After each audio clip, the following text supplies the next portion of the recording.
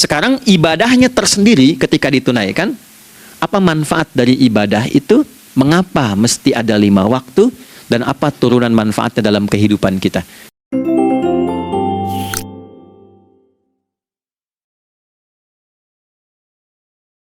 Bismillahirrahmanirrahim. 1. Salat adalah perwujudan iman seorang hamba. Karena itulah kalimat salat pertama kali disebutkan dalam Al-Quran, itu letaknya setelah kalimat iman. Al-Baqarah ayat 3, alladzina yu'minuna bil ghaibi wa yuqimunas shalah. Orang-orang yang telah menyatakan beriman dan konsisten menjaga imannya. Beda alladzina amanu dengan yu'minun. Amanu telah beriman. Tapi kalau dia komitmen dan konsisten terus menjaga imannya sampai saat dia berpulang pada Tuhannya, maka berubah nanti bentuknya kalau di bahasa Arab jadi mudhari'. Kalau di bahasa Inggris kan tuh punya 3 arti, present, continuous, and future. Jadi kalaupun sekarang terus berlangsung sampai masa depan pun saya tetap akan beriman. Nah, pembuktian untuk menjaga iman itu pembuktian utamanya pada sholat. Itulah sebabnya satu-satunya amal ibadah dari rukun Islam yang 5 itu, ya, satu-satunya amal ibadah yang disebut iman dalam Al-Quran hanya salat.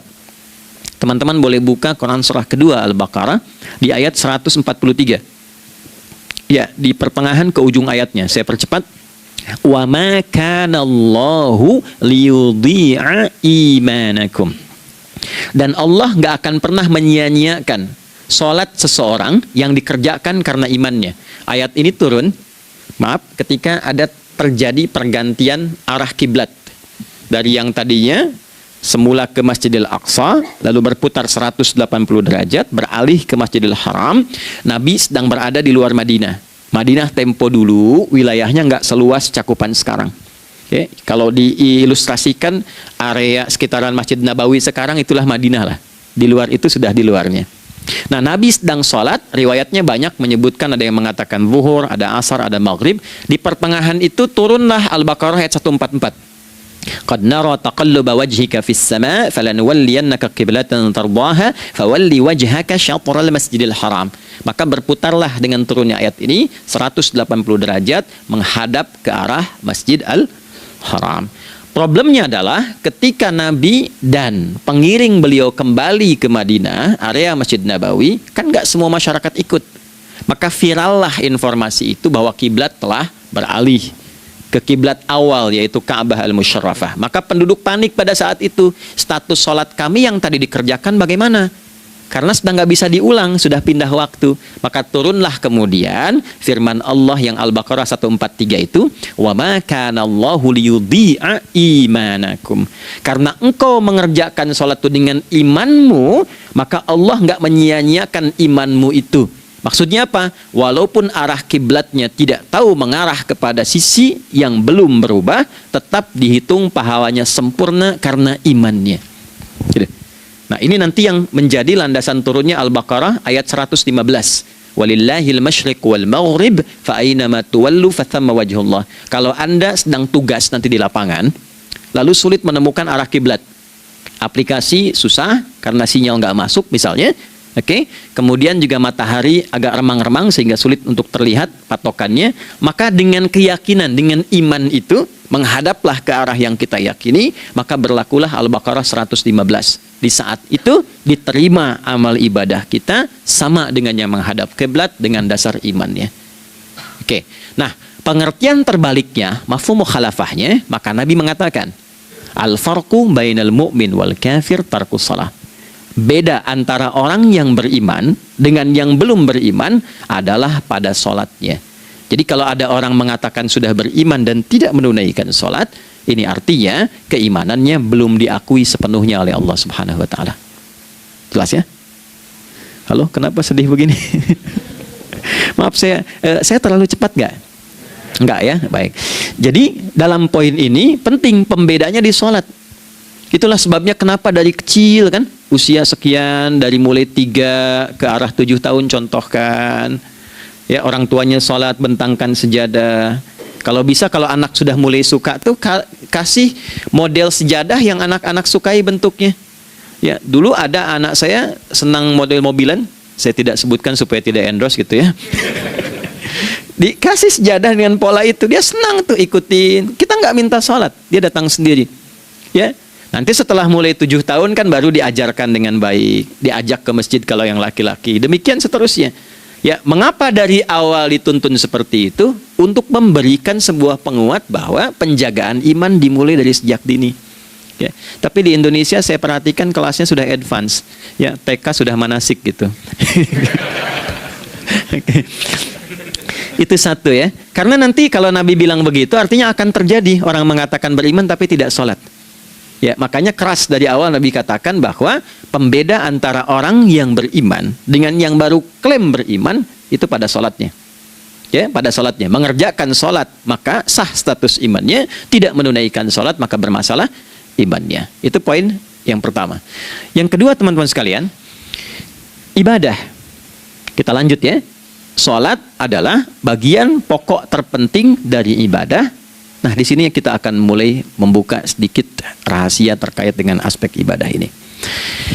Teman-teman sekalian, ternyata sholat ini ketika oleh Allah diturunkan dalam Al-Quran, dalam konteks penunaian ibadah, bukan berarti hanya mengkoneksikan atau mengkorelasikan hubungannya dengan iman saja, bukan. Karena saya beriman, saya buktikan ibadah nyembah Allah lewat salat. Dalilnya Quran surah ke-20 ayat 14. Innani anallah la ilaha illa ana. Aku tegaskan akulah Allah, nggak ada Tuhan yang layak dipertuhankan dan disembah kecuali saya. Fa'budni, kalau Anda telah menyatakan beriman padaku, buktikan keberimananmu dengan menyembah saya dalam ibadah. Bentuknya bagaimana ya Allah? Teruskan ayatnya. Wa aqimis sholata. Tunaikan sholat sebagai bukti ibadah. Itu li dzikri, sebagai zikir kepadaku. Jadi korelasi antara ibadah dengan iman sudah kita sebutkan dalilnya. Sekarang ibadahnya tersendiri ketika ditunaikan, apa manfaat dari ibadah itu? Mengapa mesti ada 5 waktu?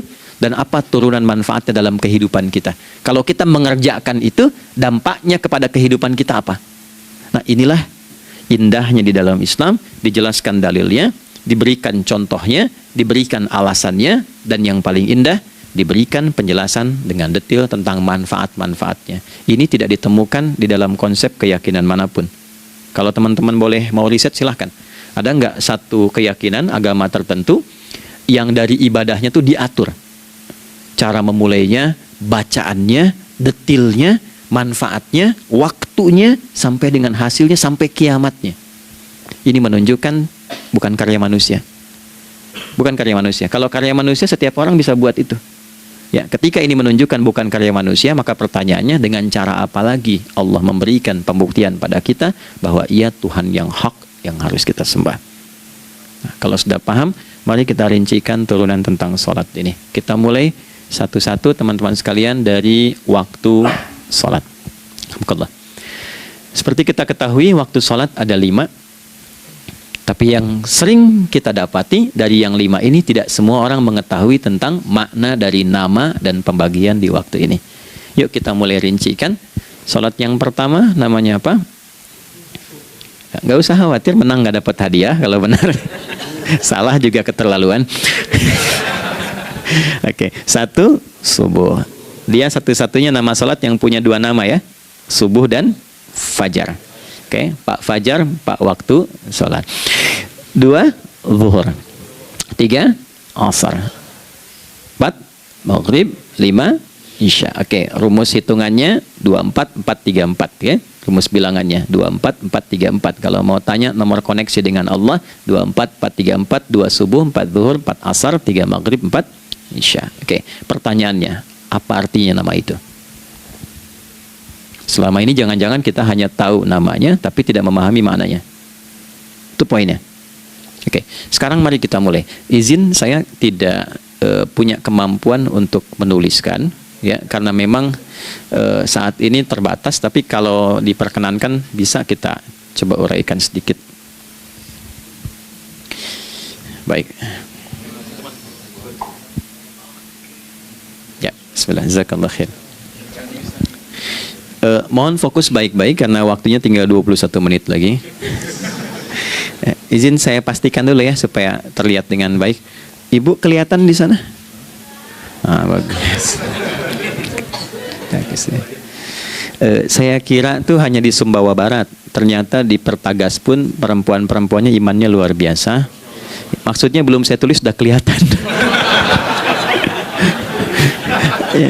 Imannya luar biasa. Oke, kita mulai dari yang pertama ya, 5 waktu sholat. Kita mulai dari 1 dulu. Subuh, teman-teman saya turunkan dulu ya. Izinkan saya tulis pakai bahasa Arab dulu supaya gampang. 1, dia punya 2 nama, yang ke Arab ya. Kalau yang gini angka Hindi. Anda yang di admin di komputer pasti tahu. Ada Fajr. Kata subuh ditemukan di Al-Quran surah ke-81 At-Takwir ayat 18. Kalau keliru tolong diingatkan. Was-subhi idza tanaffas. Quran surah 81 ayat 18. Ya. Nggak usah di ilmu utak-atik ya. Oh ini kenapa 81 kalau dibalik 18 ya, itu cocok logi. Abaikan aja itu. Ya. Fajar agak banyak di Quran terkait dengan nama salatnya, ada di Quran surah ke-17 di ayat 78. Aqimis salata liduluki syamsi ila ghasaqil laili wa qur'anal fajr. Inna qur'anal fajri kana masyhuda. Yuk kita mulai ke maknanya dulu. Ingat rumusnya ya. Rumusnya ini selalu begini rumusnya. Aqidah selalu punya korelasi dengan ibadah. Ibadah selalu punya korelasi dengan muamalah, interaksi harian kita. Muamalah hiasannya adalah akhlak. Nah, barulah kemudian di sini muncul inovasi dalam kehidupan, hal yang baru. Hidup ya, yang mengacu pada 2 kebahagiaan yaitu dunia dan akhirat. Ya, konsepsi ini nanti ditemukan di Quran surah ke-2 Al-Baqarah ayat 201 dan menjadi doa paling favorit umat Islam Indonesia saat ini. Rabbana atina fid dunya fil akhirati. Oke, ya cukup. Subuh. Ini rumus dasarnya. Dari akidah kita beriman, pembuktian imannya lewat ibadah salat. Apa hubungan salat dengan aktivitas harian kita? Subuh asalnya terkolerasi dengan kata asbah. Oke? Asbah itu asalnya sesuatu yang sudah siap dengan rencana yang matang. Baik, orang Arab tuh kalau bertanya begini, kaifa asbahta ya akhi? Kaifa asbahti ya ukhti? Bagaimana kabarmu di pagi ini? Itu bukan hanya nanya kabar kesehatan. Beda dengan kaifa haluk, beda. Ya, itu bertanya bagaimana kabarmu hari ini, aktivitasmu bagaimana? Lancar, sudah siap, planning bagus dan sebagainya. Ya, itulah sebabnya ketika Allah bersumpah dengan awal waktu, penandanya adalah planning kegiatan. Ya, was-subhi, dan aku bersumpah demi waktu subuh, awal mula untuk berkegiatan, idza tanafas, apabila sudah mulai bergerak bersamaan dengan nafas yang keluar itu, maka sudah jelas rencana yang dibuat. Ya, jangankan kita, semua alam itu, semesta itu seluruhnya bukan hanya bertasbih, tapi beraktivitas dalam tasbihnya. Di waktu subuh, matahari sudah mulai bersinar kan? Ya, dan sinarnya mengambil manfaat loh, mengandung nilai manfaat, memecah keheningan malam dan menghilangkan kegelapannya. Gelap mulai hilang, datang kemudian sinar yang memberikan kita bimbingan untuk beraktivitas. Tumbuhan dimulai waktu itu sudah mengeluarkan oksigen, menyerap karbon dioksida. Saya waktu di Utrecht, di Delft di Belanda, ya, saya coba ingin membuktikan. Kan adzan nggak terdengar keluar ya. Jadi sebelum waktu subuh itu saya keluar, kebetulan flatnya waktu itu dekat area hutan yang agak rimbun, enak gitu, udaranya bagus. Itu sebelum subuh terasa karbon dioksida. Walaupun cuma beda hampir 1 menit. Tapi begitu masuk waktu subuh, keluar kesegaran yang luar biasa. Oksigen yang keluar. Ya, ini kan nggak mungkin kalau kuasa Allah tuh nggak mungkin terjadi seperti ini kalau bukan kuasa Allah Subhanahu Wa Taala. Tapi poinnya adalah yang bicara begini Quran. Nah sekarang yang ingin saya katakan adalah alam semesta dalam konteks seperti matahari, kemudian tumbuhan, binatang, ayam bahkan mulai berkokok, punya planning yang teratur. Masa kita makhluk yang dihisab tuh nggak teratur? Nggak punya perencanaan? Maka subuh itu mengajarkan kepada kita, jangan sampai ada orang Islam yang punya keimanan, lalu menunaikan sholat, diajarkanlah oleh Allah, setiap masuk subuh itu harus punya agenda yang jelas. Planning yang terukur. Jangan terjadi mengaku muslim, beriman, tapi nggak jelas perencanaan hidupnya. Jam 7 mau di mana? Jam 8 kerjakan apa? Anda dari sini ketemu 7 ke 4 atau setengah 8 ke setengah 5, 8 jam kerja. Oke? Berangkat jam berapa? Petakan di jalan macetnya di sebelah mana? Ukur sampai kantor tiba jam berapa? Apa yang mau dikerjakan di kantor? Itulah Islam, itulah subuh. Sehingga tidak ada satupun orang Islam di era Nabi mengajarkan beraktivitas kecuali terukur dan teratur. Bahkan Nabi memulai itu evaluasinya di malam hari. Sehingga turun di antara surah Al-Insyirah itu ada ayat yang tegas mengatakan di ujungnya, فَإِذَا فَرَغْتَ فَانْصَبْ. Evaluasi yang telah berlalu di malam hari, evaluasinya menyeluruh sampai ke zikirnya. Dicatat nih. Ya, aku hari ini secara spiritual itu, mohon maaf, sholat jamaahnya berapa waktu tuh? Dari 5. Oke? Misalnya dari 5 itu cuma 4, berarti koreksi ada yang kurang. 1. Ya. Yang kedua, secara intelektual sudah berapa bacaan yang dibaca saat ini? Ilmu yang ditingkatkan, mensyukuri anugerah akal dan sebagainya. Bekerja sempurna enggak? Turunkan ibadahnya bagaimana? Ketika ada yang kurang, istighfari. Ya, sebagai seorang ayah, ada nggak sesuatu yang salah yang dilakukan belum sempurna? Sebagai seorang ibu, anak dan sebagainya, istighfar. Itulah sebabnya sebelum tidur Nabi ajarkan istighfar yang kita tahu 70 kali kan, 100 kali. Yang saya tanya, 1 ke 70 itu istighfar apa saja? Apakah hanya bilangan di lisan?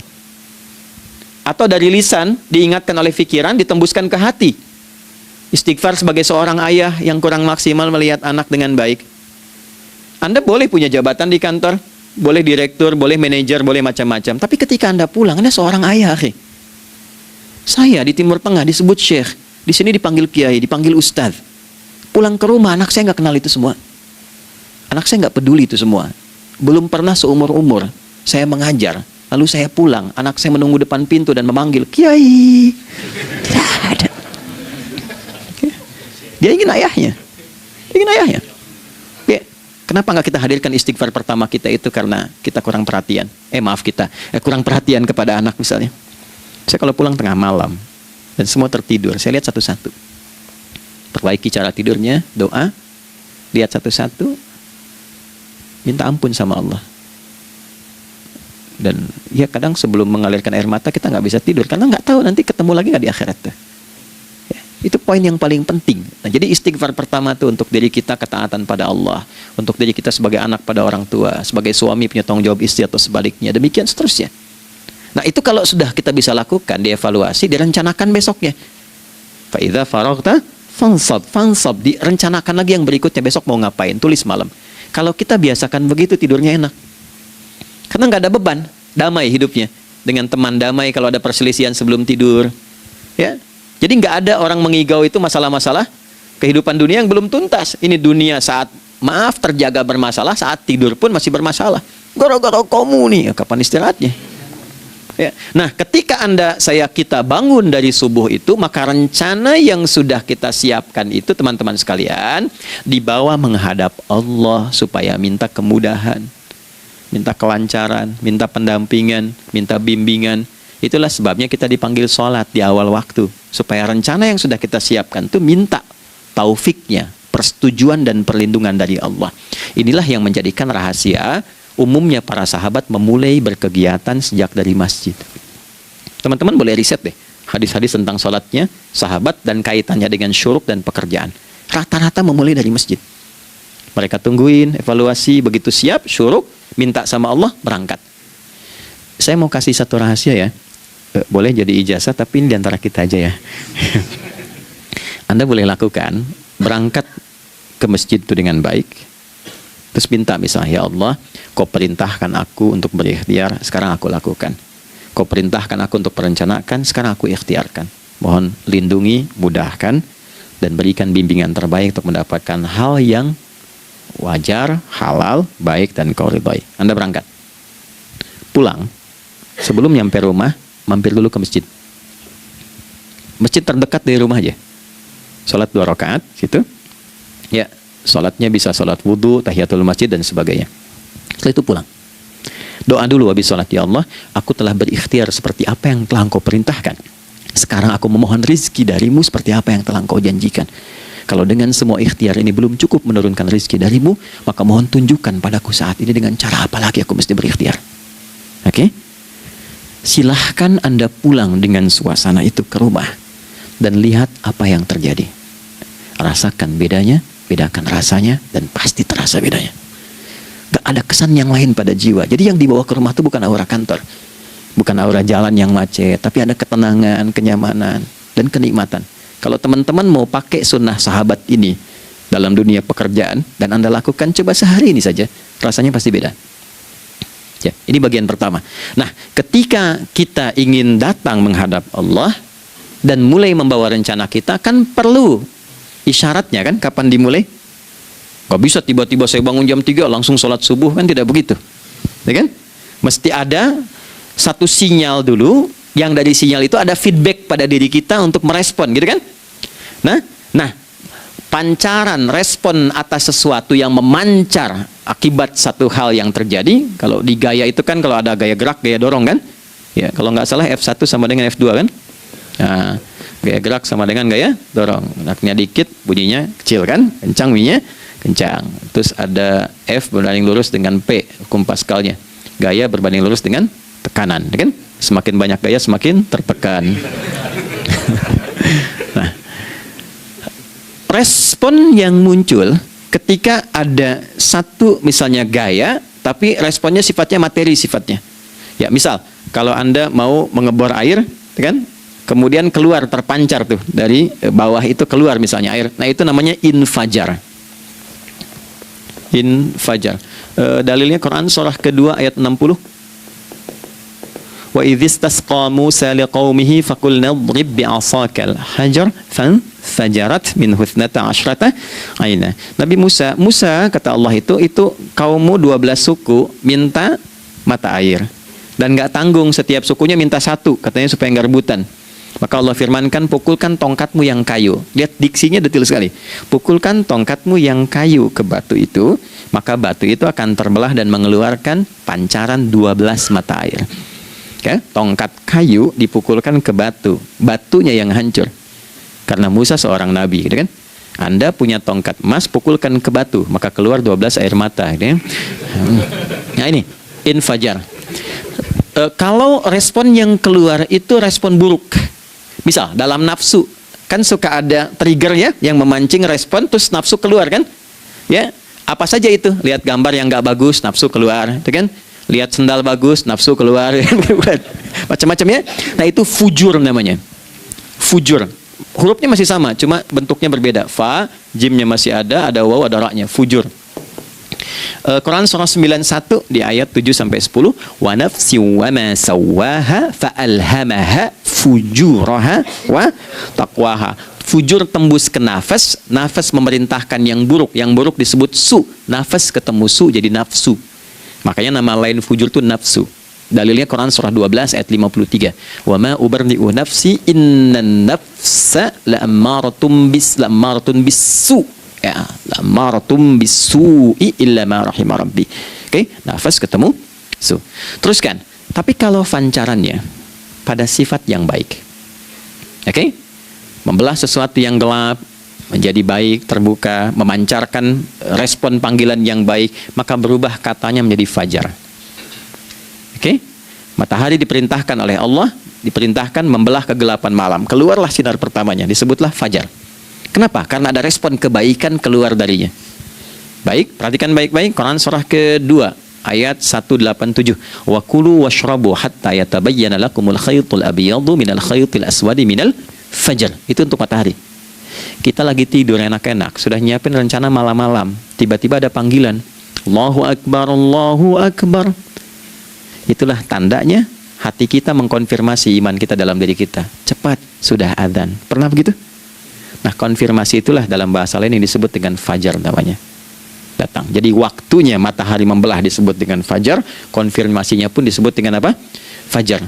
Ya, jadi bersamaan waktunya dengan dua hal itu, datanglah panggilan. Itu yang dimaksud Quran, hubungan iman dengan konfirmasinya sampai ke sholatnya ada di Quran surah 8 ayat 2. Innamal mu'minuna iman alladzina idza dzukirallahu adzan wajilat qulubuhum iman. Jadi begitu ciri iman itu ada dalam jiwa, dipanggil lewat adzan, kan? Allahu Akbar, langsung merespon, ya Allah sudah adzan. Walaupun setelah adzan ada lagi getaran, baru adzan belum qomat gitu kan. Nah, misal ya. Nah, tapi inilah fajar. Jadi maksudnya rencana Anda ini agak jarang dibahas ya. Mohon maaf, ilmu ini agak jarang. Jadi jangan Anda bilang saya bid'ah, bukan. Ya, bukunya ada, referensinya ada. Cuman karena jarang dikaji, jangan sampai kekurangan pengetahuan menghukumi yang tahu jadi salah gitu. Ini poinnya. Jadi saya kalau bahas satu masalah itu bukunya saya kumpulkan. Tafsir awal sampai akhir yang ada apa, buku-buku tentang sholat apa, baru kita keluarkan. Jadi bagian topik-topik tertentu yang dibahas. Problemnya ketika membahas tentang ibadah cuma dua. Satu tentang bacaan, doanya apa. Yang kedua tentang gerakan, bagaimana mengerjakannya. Yang ketiga jarang dibahas hikmahnya apa. Padahal rumus dalam ibadah itu dalam fikih tiga-tiga mesti dipakai. Ini Quran surah kedua ayat berapa? Ayat 129.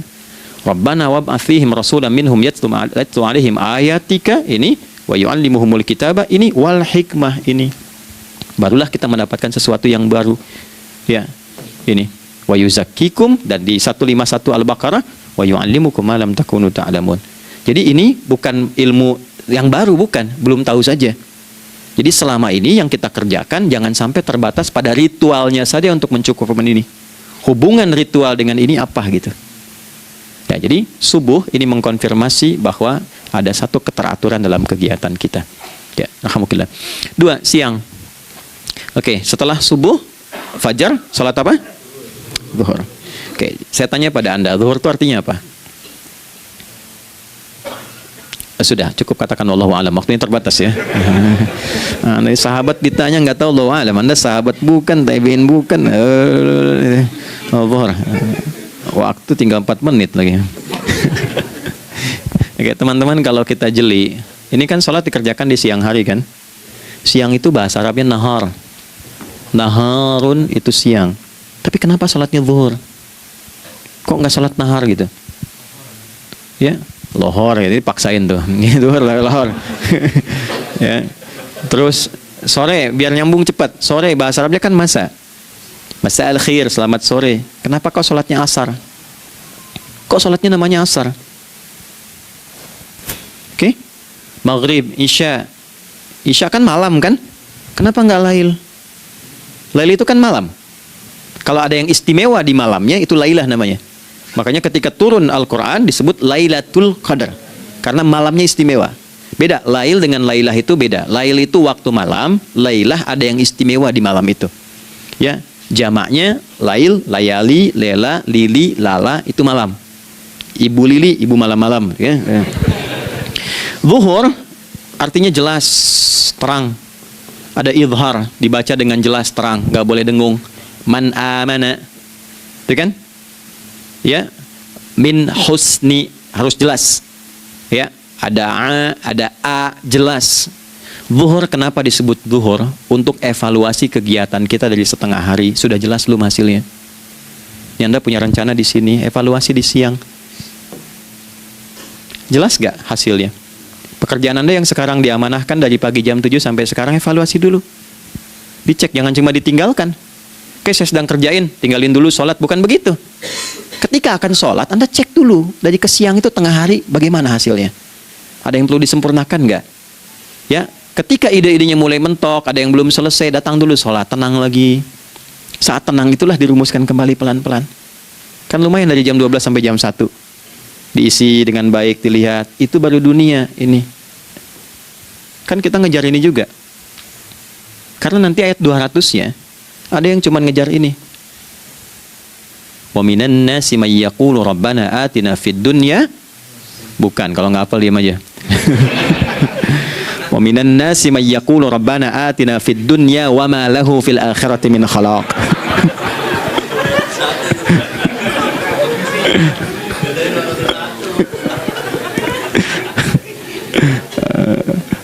Paham kan? Dan di antara manusia ada yang fokusnya hanya dunia yang dikejar, sehingga nggak kebagian akhiratnya. Padahal dia tahu dia mau pulang. Yang lebih aneh lagi, pengen pulang surganya Firdaus dekat dengan Nabi. Tapi tiap hari yang dikerjakan dunia, dunia lagi, berangkat gelap, pulang gelap, terus meninggal gelap juga. Kan repot. Nah, maka mesti investasi kan. Anda kalau tugas keluar kan, apalagi keluar negeri kan hukumnya beda. Bekalnya pun tidak sama. Anda tugas ke Amerika, mata uangnya sudah beda, hukumnya sudah beda. Terus pengen pindah ke alam barzah, pengen hukumnya sama dengan dunia, mustahil. Ya, makanya dimensinya beda, keadaannya tidak sama. Baju yang dipakai kan beda. Barang-barangnya nggak sama. Makanya disebut telah meninggal dunia, meninggalkan semua yang melekat pada dunia. Pindah ke alam lain, persiapan menuju titik akhir yang tidak ada ujungnya lagi. Nggak ada pembuka lagi. Jadi sudah ujung begini, nggak ada ruang lagi yang lain. Itu akhirat namanya. Makanya di sini cuma dua pilihannya. Kalau nggak ke surga, nah itu ya.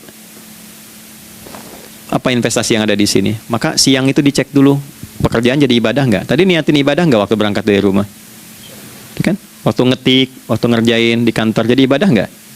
Kalau ibadah, Anda nggak mungkin berbuat kriminal. Anda nggak mungkin berbuat maksiat, nggak mungkin nipu, nggak mungkin nyogok, nggak mungkin korupsi. Kan lagi ibadah, nggak mungkin curang. Kan lagi ibadah. Anta budallaha ka'annaka tarah. Anda itu mengerjakan segala hal sebagai ibadah, merasa diawasi Allah. Fa in lam takun tarah fa innahu yarak. Kalaupun Anda merasa nggak melihatnya, Anda yakin Anda dilihat. Itulah kerja pakai iman, maka ini di bawah akidahnya. Jangan ditinggalkan. Nah, inilah yang selama ini kita butuhkan. Ya. Inilah yang melahirkan nilai etik, makanya adanya dalam jiwa. Takwa itu kan dalam jiwa, melahirkan etos. Etos mendorong kepada logos, logos melahirkan patos. Kepantasan dalam bekerja. Jadi Anda sekuat apapun ilmunya, kalau nggak punya etos, itu rusak. Jadi tidak cukup akal sehat. Jiwa yang sehat itu lebih penting. Banyak orang akalnya, saya ingat, akal itu tidak memberikan perintah. Dia hanya merumuskan satu instruksi dalam jiwa supaya mudah dilakukan dan dieksekusi oleh fisik. Jadi akal yang sehat itu seberapa pandai ilmunya, seberapa cepat mengeksekusi perbuatan. Tapi kalau yang dieksekusi itu dari perintah nafsunya, masalah. Habis saja waktunya tuh. Ya. Ini gimana ini? Tolong jawab loh. Nah, teman-teman, karena sudah habis waktu jam 1, kita baru zuhur ini.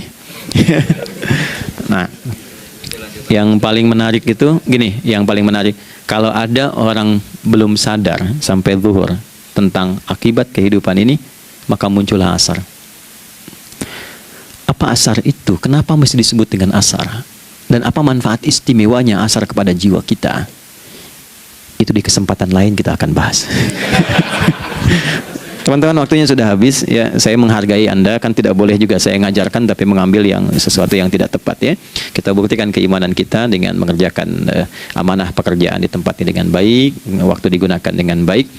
Kita saling mendoakan supaya semua kita dijaga oleh Allah Subhanahu wa taala.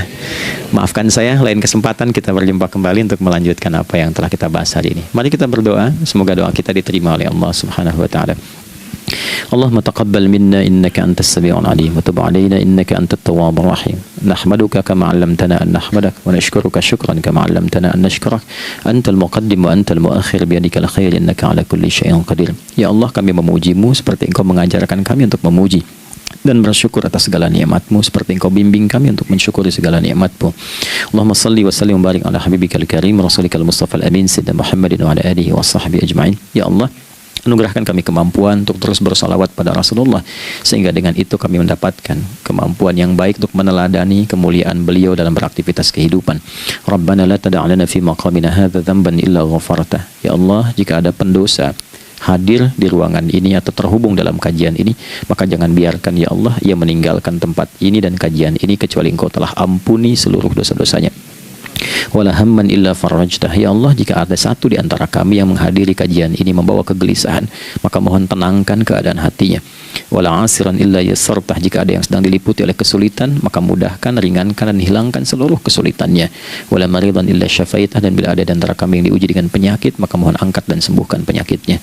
Rabbana atina fid dunya hasanah wa fil akhirati hasanah wa qina adzabannar. Wa sallallahu ala sayyidina Muhammad wa ala alihi wa sahbihi ajma'in. Wa akhiru da'wana subhanakallahumma rabbana wa bihamdika nashhadu an la ilaha illa anta nastaghfiruka wa natubu ilaik. Walhamdulillahi rabbil alamin. Nasrun minallah fathun qarib wa basyiril mu'minin. Terima kasih untuk semuanya. Mohon maaf kami langsung pamit. Assalamualaikum warahmatullahi wabarakatuh.